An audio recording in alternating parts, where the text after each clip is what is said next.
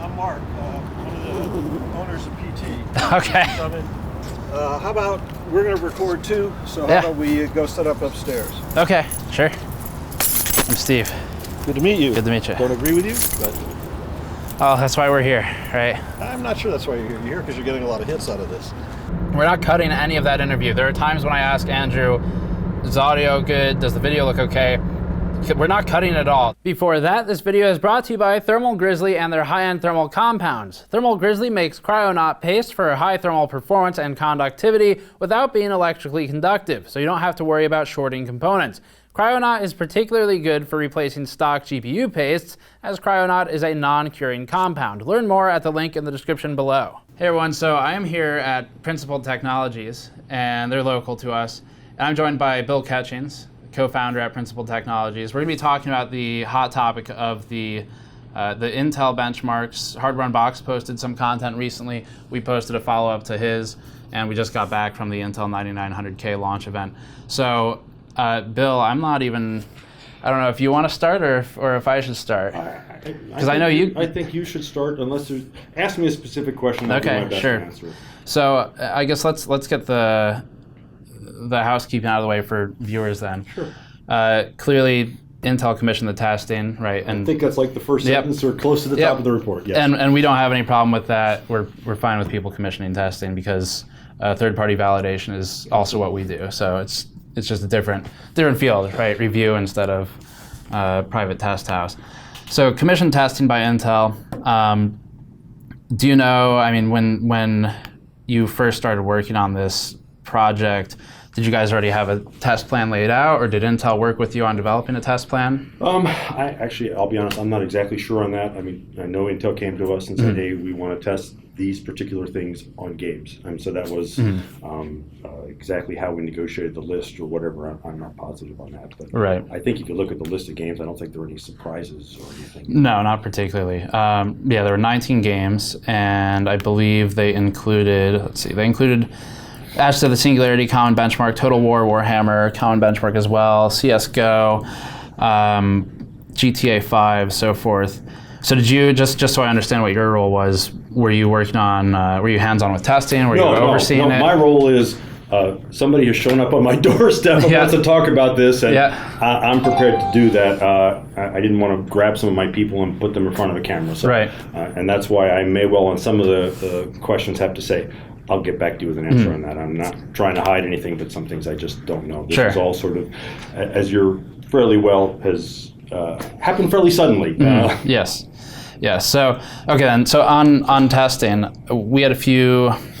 We can just go through some of the technical questions, I guess. Yeah, please do. And as I said, on a number of these, Natasha will make sure that we write them down, and I will get you the responses in a few hours. The one other thing I probably should say ahead of time is, you're not the only person talking about this. We're getting emails and all sorts of stuff. You just happen to live closer, so you're here, and we felt that turning you away at the door would not work out well for anyone.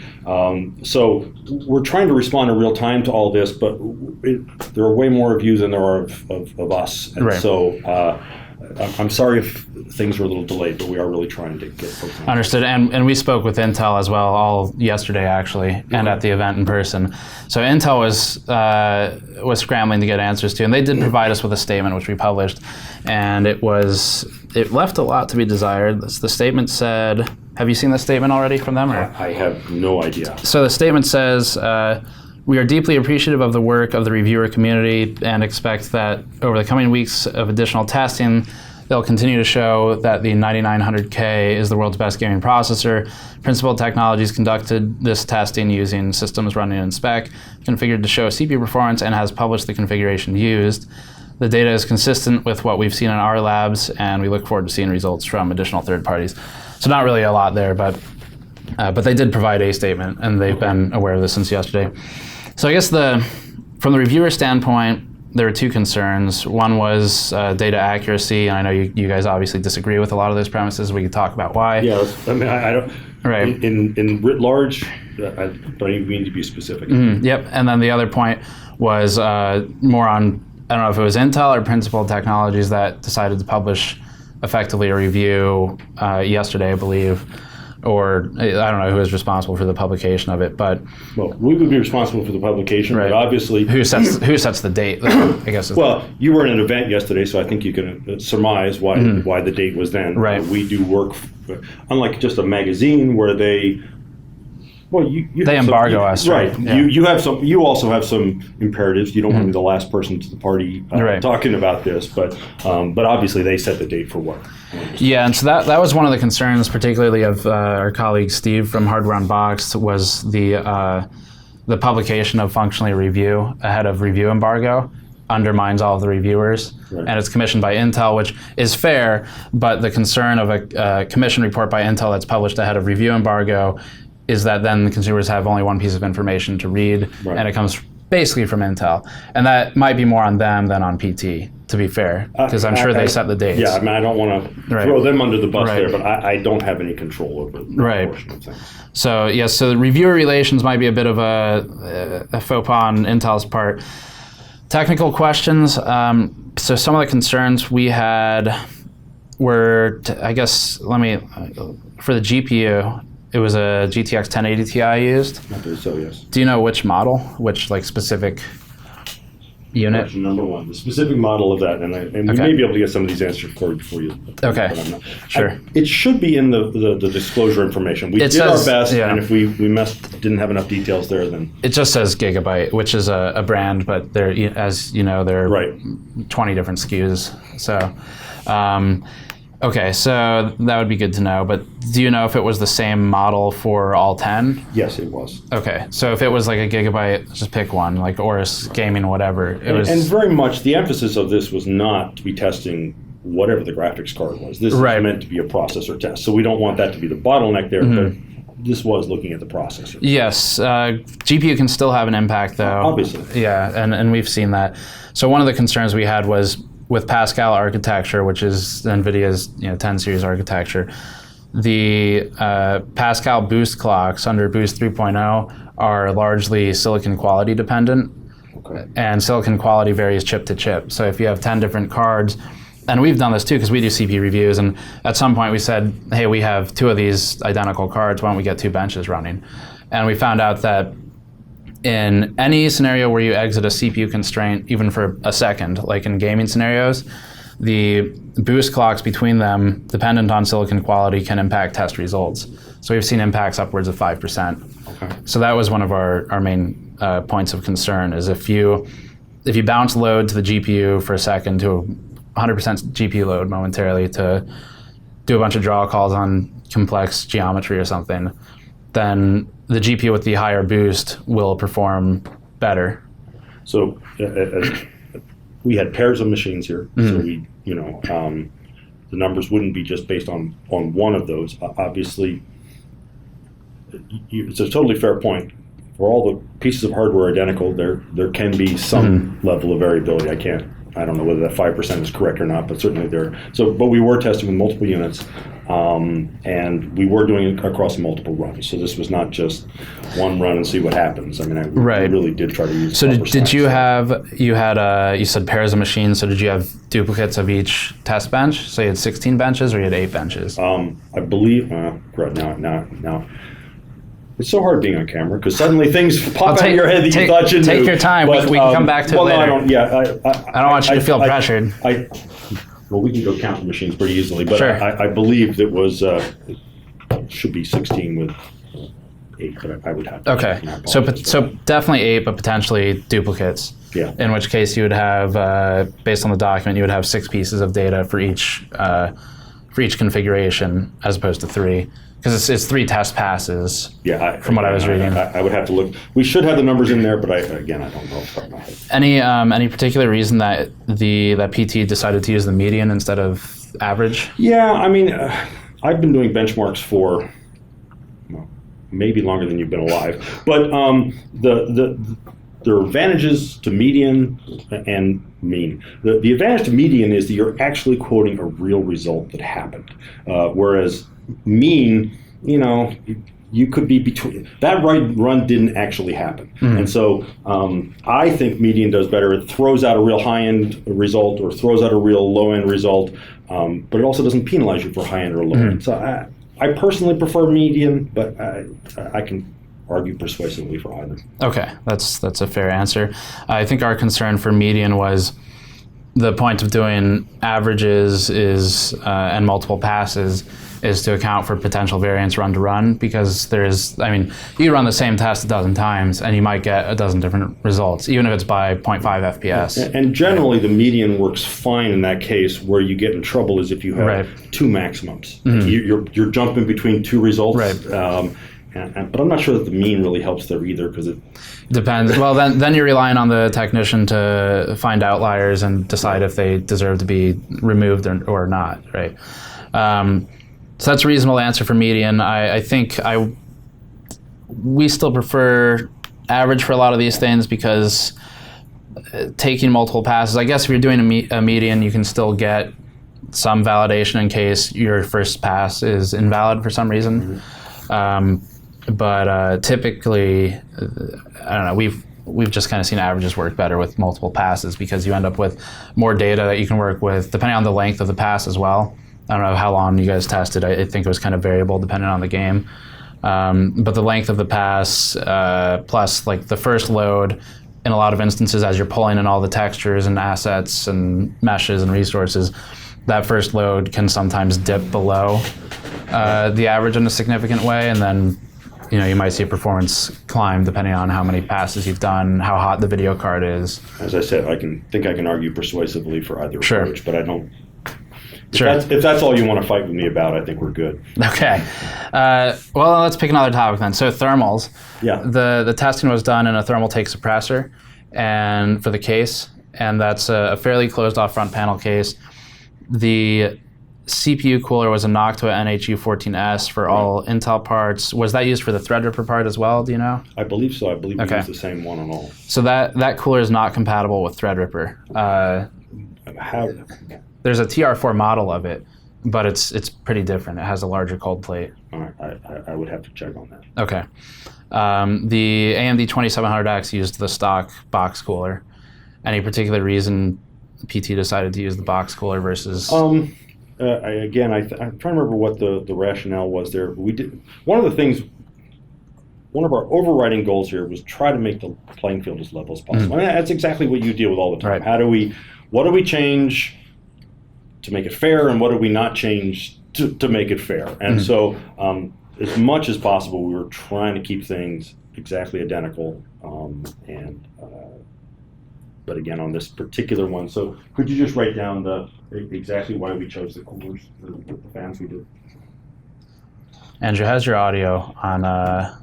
That's good. Okay, shotgun mic's okay for that. Just thinking about that. Okay, so coolers. Sounds like we might get an answer later. Yeah, sure. Again, most of these, hopefully I can send you an answer in the next few hours. But will depend who's knocking on my door next. Right. I'm not anyone from Australia, so you're good there for another couple days. What about fan speeds? Do you know how are the fan speeds configured? I believe on all this, we went with the defaults unless there was a specific reason not to. So I would assume that, but I don't know. Okay. My argument would be towards max fan speeds, because if you're thermally constrained, and AMD's processors behave more like GPUs these days, where boost is thermal and voltage dependent as well. So if you're temperature dependent and you're allowing auto, especially with cool and quiet AMD operation, it might, and especially with a thermal take suppressor, which is a restricted front panel case, it doesn't have much airflow coming in, and then you have a box cooler. My concern would be that the temperatures are uncharacteristically potentially fair. I mean, the thing that what we try to do on all these things is, this is obviously not an out-of-the-box thing, because you can't just buy these out of the box. But very much what we want to do is try to do what we think a typical person is. Now, a typical gamer is not the same as a typical person. A gamer is going to put way more time into trying to optimize their system. But there are gamers and there are gamers. And so what we've tried to do as much as possible is go for that, not the absolute top guys, but what are the bread and butter. And so I guess the question is, what's the goal, what's the objective of the test? What are you trying to accomplish with your test? Right, and the goal is level playing field as, I don't know if vanilla is the right thing, but is out of the box as you can, level playing field, and see what we can get. Well, out of the box for Intel in this instance would be no cooler, because it doesn't come with one. So then why does Intel get an aftermarket cooler but AMD doesn't? So I believe we said all of them have coolers, correct? All of them have coolers, but out of the box, the Intel units, specifically in the PT document, were, and this is correct, were noted as not having a stock cooler. And that's because Intel stopped shipping stock coolers with their K SKUs. Yeah, but could you actually run it without a cooler? No, that's my point. Well, that's what I'm saying. We go out of the box. So then, we can, but you can't do something that just makes no sense. I mean, so that is you see judgment. though how it's leaning towards benefiting Intel, or I mean, is that because you're putting a significantly objectively better cooler on the Intel part and you're using the stock part on AMD, where the stock part with Intel would be nothing. Right. But I believe, now I may be speaking incorrectly, I believe we use the same cooler on all of them. Not what it said. So the document, no Kuna or something it was. The document, Noctua is the brand, and the document is states. Let's see. This document says CPU cooler brand Noctua NHU14S exception. The Ryzen 7 2700X used the included AMD Wraith Prism cooler. The other CPUs did not come with CPU coolers. Okay. So I mean, I guess we couldn't run them without a cooler. Yes, correct. So we chose that one. So okay. So you're maintaining it would be fairer to have put that, if we did not, to put that same cooler on the... Right. And I speaking with you more as a peer for a second in testing, my argument from a stance of scientific methodology would be your goal is to show CPU performance, not cooling performance. And so if you're trying to show gaming performance, then all other variables should be equal. I tend to agree in general, but at some level, we could be putting another whole level of crazy. Let's operate these overclocked with LN2, crazy, and so that's always the trade-off. How do we get as out of the box? Again, wrong phrase here, but as normal as possible without doing something stupid. And so, right. And you were also talking about how a gamer might tune their system more than the average user. But then there are 19 games tested in this benchmark, and I don't see any mainstream workloads tested. So what do you mean by mainstream workloads? PC Mark or something like that. Oh, of course. But this was very much game oriented. I mean, right. This was not meant to be an overall thing. I mean, this was very much about games. Right. So then I guess I would point back to the note that gamers would be more likely to tune their system for something like thermals, like you were saying, and counter that this is a gaming benchmark for K-SKU CPUs, so gamers are probably going to be the audience. Yeah. So if you're building the test for them, then I would build it with that aspect of equalized coolers that are fairly high end in mind, or fairly low end if you want to do that too. In your estimation, is the AMD cooler a bad one? Yes. Okay. I wouldn't say it's a bad cooler standalone, just as a blanket statement. I would say that in this particular circumstance, it is an uncharacteristic. It is an objectively worse cooler than the Noctua one. That's definitely a provable fact. I can go home and do it in my lab. And then also the concern is it's a downdraft cooler, and it's in a case. The thermal take suppressor, which has a blocked off front panel. It's got ventilation on the sides, and so you're pushing, I don't know how many fans are in that case, 1 or 2, 120s probably, pushing air in from the front through side ventilation where you're losing 30% pressure on every 90-degree angle, and then it's going into a downdraft cooler, so you're making another turn down. So you have a thermally constrained case and a thermally constrained cooler versus one which is significantly more optimized for that air path on Intel. Okay, obviously you know your cooler, so yes. I don't know what more I can respond there. Okay, so let's move on then. I guess beyond the thermal notes, we talked about thermals. We talked about BIOS a bit. So for BIOS settings, do you want to walk me through? Are you close enough to the testing to know what you all used, or? No, I mean, again, I think what we did is we did what we would consider rational updates. I mean, I mean, anything you get, if you go with what you got from a month ago, you got to do some level of updating. But I don't actually. Right. Again, it should say in our disclosure, and if not, we screwed up there, exactly what version of everything It does. is in there. Yep, you did well to specify the BIOS version, better than most reviewers. We have been doing this for a while. Yes. No, I mean, definitely the details are there. And I know personally from getting called out in a similar fashion that giving a large amount of details is something that, of course, you want to take pride in and do because because it's science. But also, time, it burns you, right? But in all seriousness, and it's part of the reason why I'm willing to talk with you here is we do want to do the right thing. Mm-hmm. We do want to do good science, and we do want to be as transparent as we can. That doesn't mean, I mean, we are human. It doesn't mean we got everything right. I actually believe it's impossible to do something of a certain size and get everything absolutely right. I agree with you. Or at least we could argue over what right is. I agree with you, though, on your statement. But we really do want to do the right thing and get as right as is reasonable. Mm-hmm. For the memory, I saw Intel was configured to 2666 megahertz, AMD to 2933, and a kit spec for 3000 megahertz was used. Any reason for manually choosing those frequencies? I believe those are the specified ones, but I don't know exactly where we got those numbers. That's the JEDEC specification for the chipset compatibility and for the CPU compatibility, actually not chipset. So yes, I guess depends maybe partly on audience, because I don't think I've ever seen anyone other than a novice builder intentionally downclock their memory. So like it's the spec of the processor insofar as JEDEC and Intel and AMD have specified that this minimum of 2666 or 2933 is compatible. But if you're running XMP or DOCP on AMD, then you can still achieve the frequency the kit is spec'd for, unless it's unreasonable, like 4000 megahertz or something. So I guess I'm a little confused as to why the frequency would be manually downstepped, but the profile would be enabled, and so you get some of the timings, but not the frequency.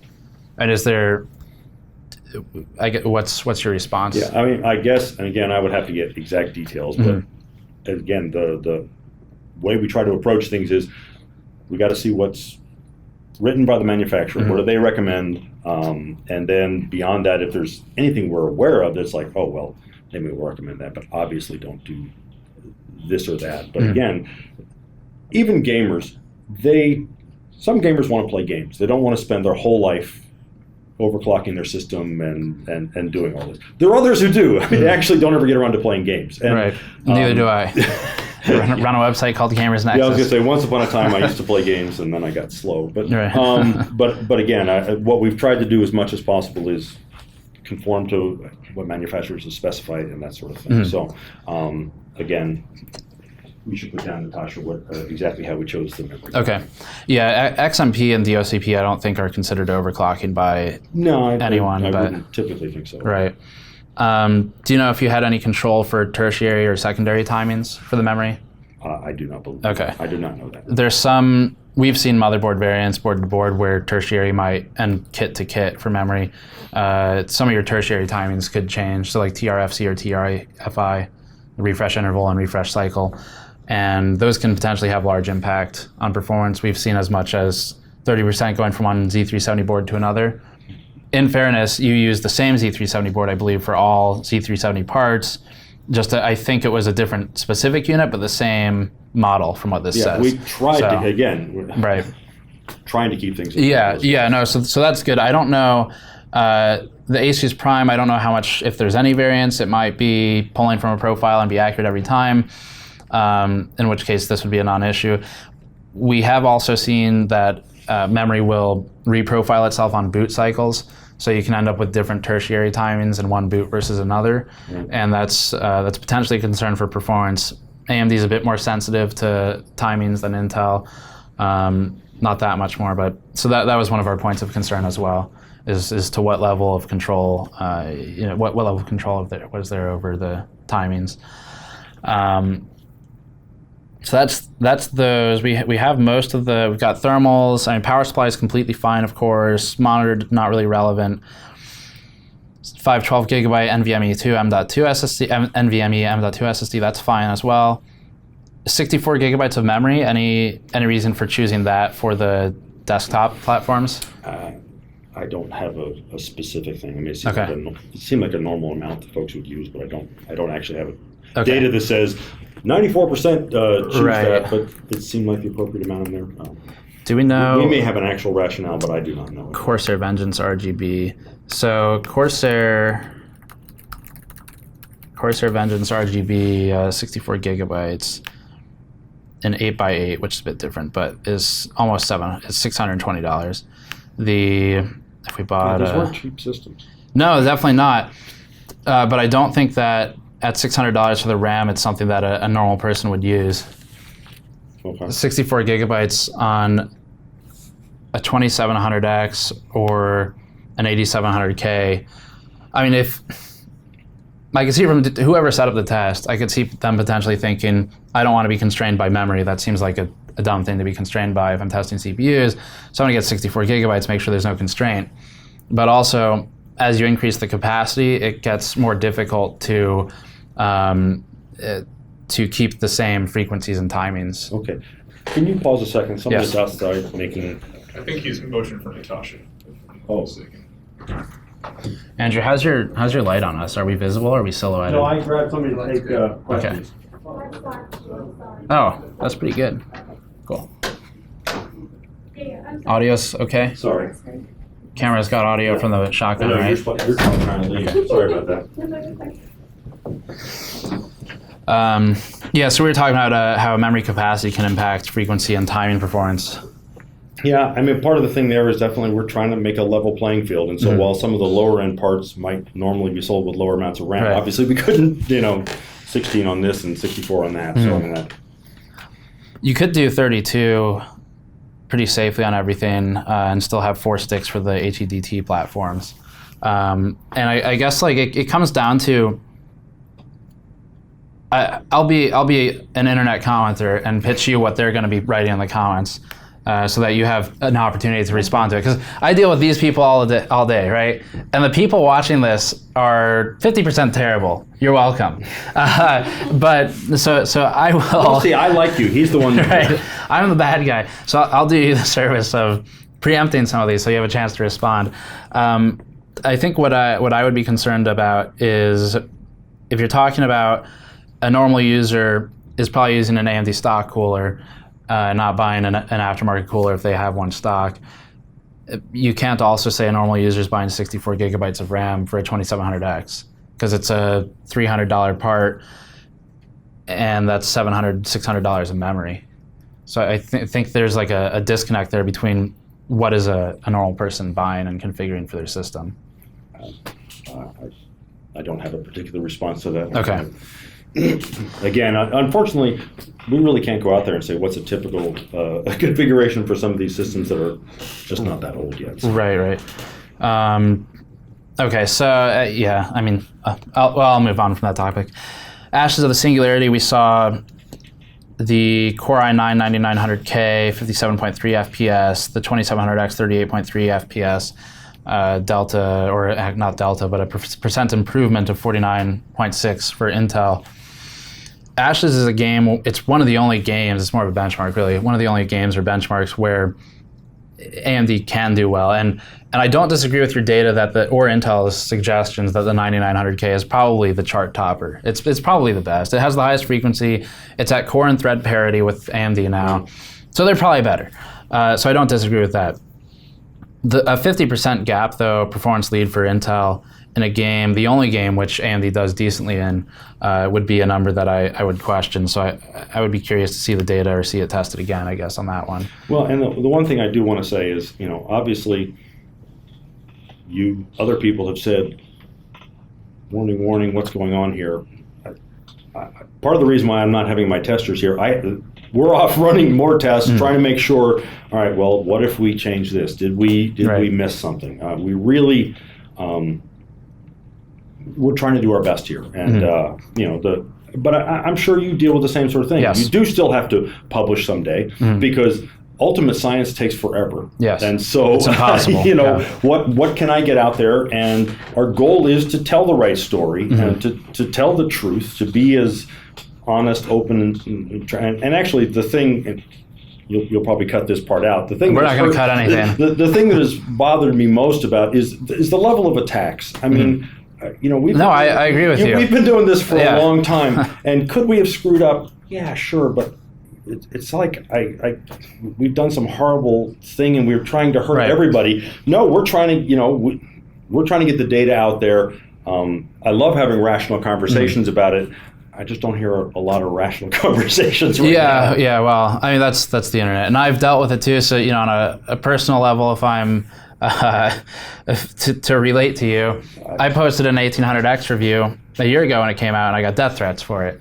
Right, so that's just the internet. So I totally get it, and I agree with you that attacks and I mean, of course, the unfortunate implication of doing paid work, even though I think it's completely fine if you're not a literal reviewer, which PT isn't, as far as I can tell. I mean, Internal reviewer, I spent years doing that as a career. But, sure, but not presently. It's not like you're publishing this data as a media outlet, no. Right? So, so I don't personally, and I hope the audience would generally agree, think that this is an instance of a bias against AMD. I think it's more likely a disagreement in the correct way to test the parts. So I just to be clear, I don't think you guys are trying to show the 2700X is an awful part because Intel paid you, which is what I think probably a lot of those people think. Well, and I've seen one or two right. Yeah, so line. Of course. And that's just, I mean, we get those all day, so I get it. I think it's more likely a disagreement in how it should be tested. Certainly we thought some of it was just incorrectly tested, and I know that your team likely disagrees, but that's why we're talking through it. So Ashes, though, I would like to see that tested again. A 50% gain just seems like an awful lot versus a 2700X. And I don't think, so I'll say this too, I think it's possible you'll get the same data a second time. And I think it's possible that the data is correct insofar as the machines that it was collected on. But it could be things like the thermal concerns, timing concerns, GPU variance. And again, people are writing it down. Right. We're recording this as well, so we can go back and look at these things. We're totally willing to. We want to do the right thing to get the right data out there.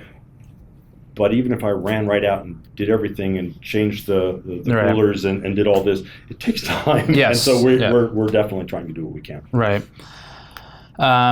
Okay, so we've gone through some of the game numbers with Ashes. Most of the others, it's... I will give you a warning. I'm getting a little tired. So okay. If we could just pick the main things to go through here. Because Sure. So BIOS configuration, we got that. We got... frequencies. I saw that game mode was enabled for AMD. Are you aware that that disables a CCX? So one of the on the Threadrippers, we actually looked and saw what are the results like with and without it, and we definitely were seeing better results with the game mode on. So depending on the game, typically, but at least on the Threadrippers, we saw it better across the board there. Okay. And I say across the board. Maybe there were one or two that were not. We're right now investigating with the 2700. There seems to be more variability, above and below, and I guess that's one of the things. And you might know the gamer community better than I do, but to change back and forth from it, my understanding is you got to reboot. Yes, typically you do not change. Yeah. And so. That's one of the challenges. If you only play this game, well, then you don't ever have to do this. But if I'm switching between that game and this game, I don't know what people do. I mean, do they reboot whenever they switch games? No. Typically, for 2700X, I would imagine most people don't install Ryzen Master, don't even change it out of the box, especially if you're going for out-of-the-box performance testing. Threadripper, it's not really meant to play games. If you have a 32, 16 core part, something like that, you'll definitely run into BSODs or black screens, or just it won't work in some games with that many cores. They don't know what to do with the cores. So in those instances, you're probably enabling game mode. And tossing out the cores is right. So, and it actually will improve performance, like you're suggesting. I think it's the 2700X. I mean, do you know if that was tweaked at all with Ryzen Master? Or? Well, yeah, and that's the point. So that was with game mode. And that's one of the things right now, and a few people have brought this up, is that's the wrong thing to do. As I say, we saw results both directions. We tried to say, level playing field, let's enable it for all of them. That may have been the wrong thing to do, and that's what we're trying to do right now, is get the results here, and maybe we'll have to publish one that says without game mode and see what they're both presenting. I don't know how else to deal with that. Do you know if NUMA or UMA memory was used for Threadripper? Sorry. Okay. There's an impact there from latency on some games as well. Ashes particularly. So some games care more about latency and some care about unified access to memory, but most of them are latency intensive. So that's also a question, I think, for Threadripper. And I can't recall the out-of-the-box specification for that.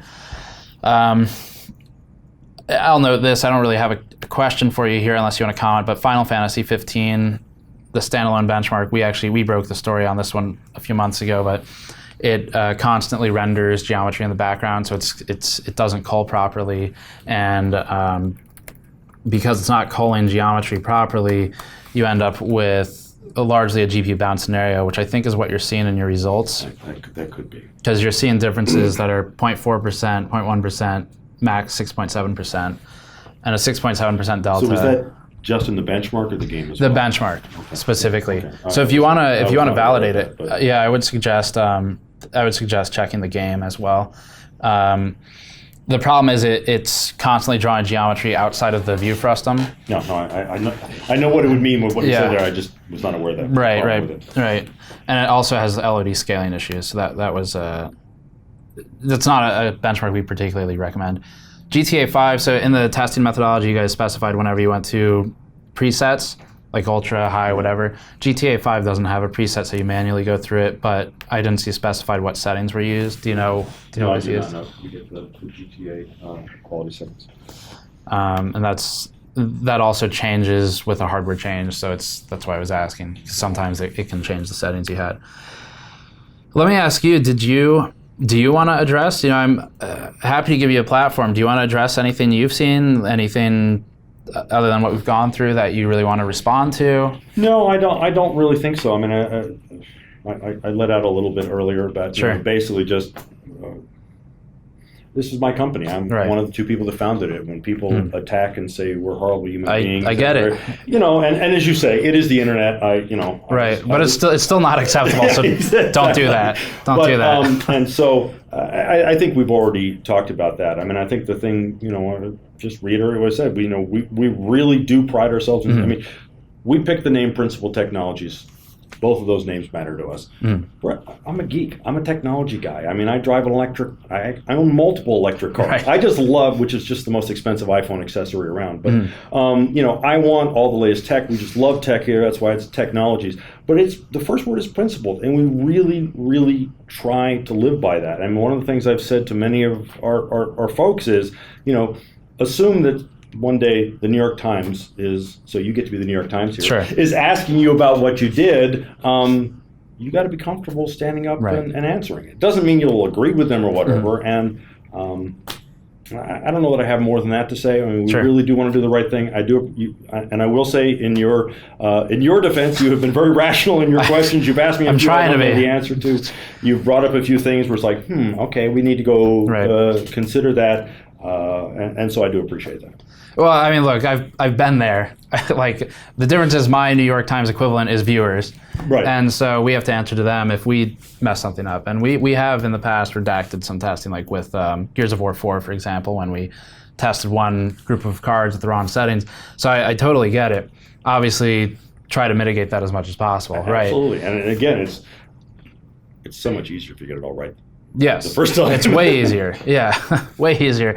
And again, I don't know. I mean, obviously, you disagree with some of the things we did. I don't know that I think yet we did anything wrong.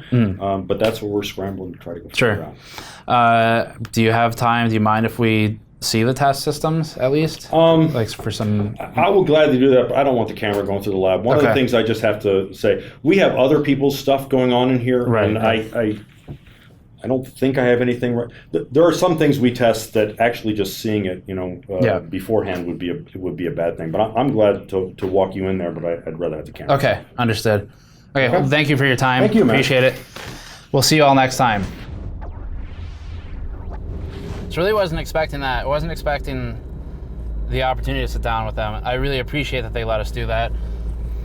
I was trying to, of course, establish that we're trying to have a rational conversation and get answers and not be adversarial unnecessarily, so continue 400 feet, then turn right on Page Road. Talking turn right on Page Road, then turn. I get what he's saying about, obviously his company, it's his life, so you gotta respect that. Of course, it's going to be jarring to have any of this happen.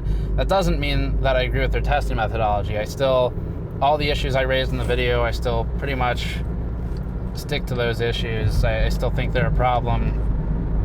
Thermals are a problem. Memory is a bit weird. GPU variance is a problem, even if it's largely CPU constrained. So I still have those concerns. I, of course, would ask that you don't go crazy and attack them personally, but it is absolutely fair to question the validity of the data, and we've done that from the get-go, and I will continue to do that. So, it's a mix. I'm just saying this for anyone who's like, Steve, you went too easy on him. I don't think I did. I kind of cornered a few of the answers.